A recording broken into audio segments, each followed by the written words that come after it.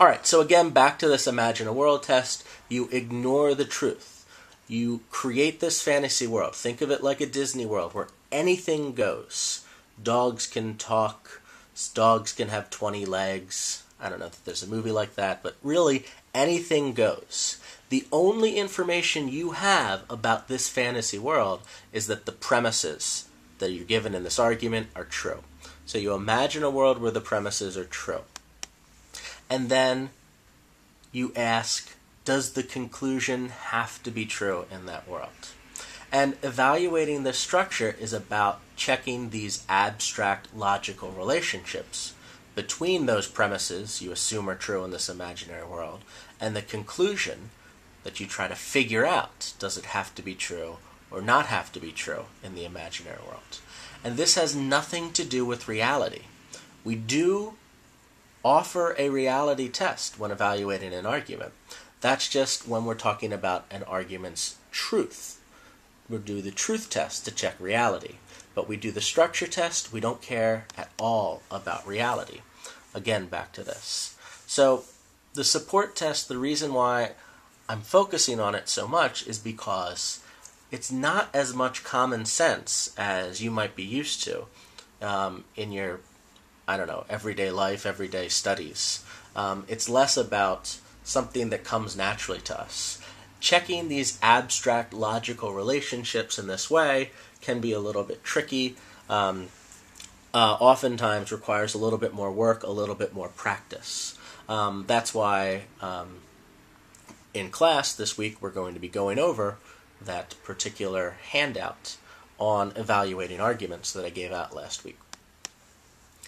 So there are a few other methods. I just thought I'd throw some of them out there right now for how you can evaluate an argument structure. If you wind up being confused by this Imagine a World test, I think it's the most common, most effective way, but if you're confused about that, maybe you'll prefer some of these other methods. If not, that's fine, you can ignore everything I say from here on out, but just thought I'd throw out two other methods. One other way to evaluate an argument structure is converting that argument into that A's and B's style equation that I talked about earlier in this lecture. So instead of saying all humans are mammals, all mammals have hair, therefore all humans have hair, you just replace the specific word humans with the letter A, the specific word mammals with the letter B, and the specific word hair with the letter C. You can do the same thing with the dolphins or fish. Fish have wings argument, number 2 on the right-hand side. The nice thing about this method is that it's easier to ignore that natural tendency we have to care about the truth and reality or the meaning of those sentences.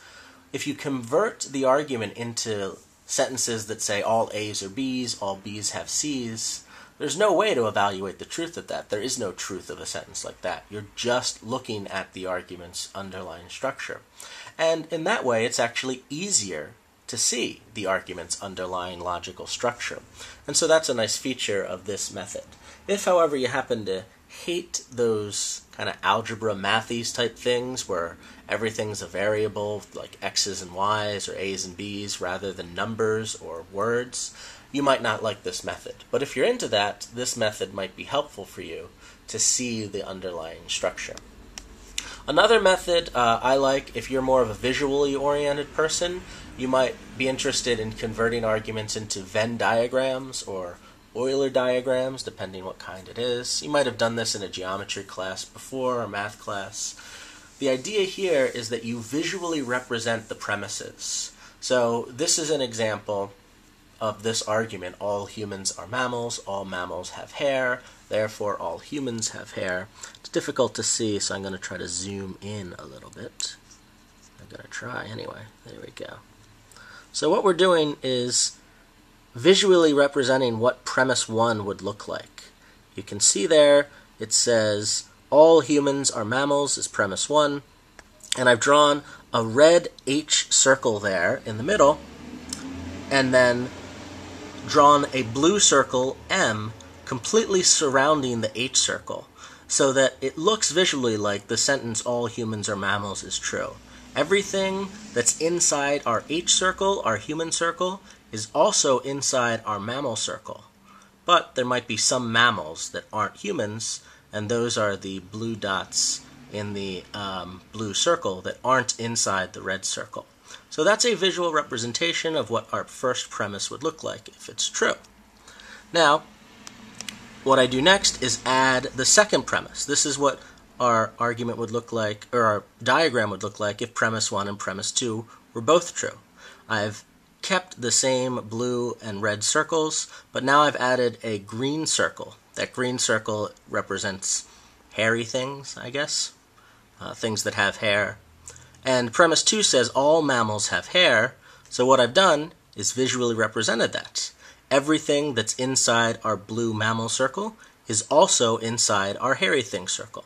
Now, there might be other creatures that have hair that aren't mammals. That's why the green circle is bigger than the blue circle, but that's the idea.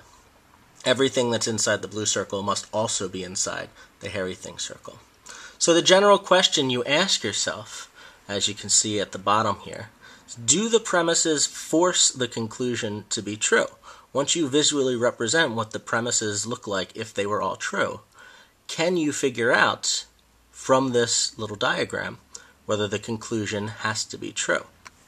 So, in this case, it turns out the answer is yes, because the conclusion says all humans have hair, and it turns out that everything that's inside our red human circle is also inside our green hairy things circle. So all humans have to have hair according to this visual diagram. Alright, so back to this. The main idea, you don't have to use either the Venn diagram test or the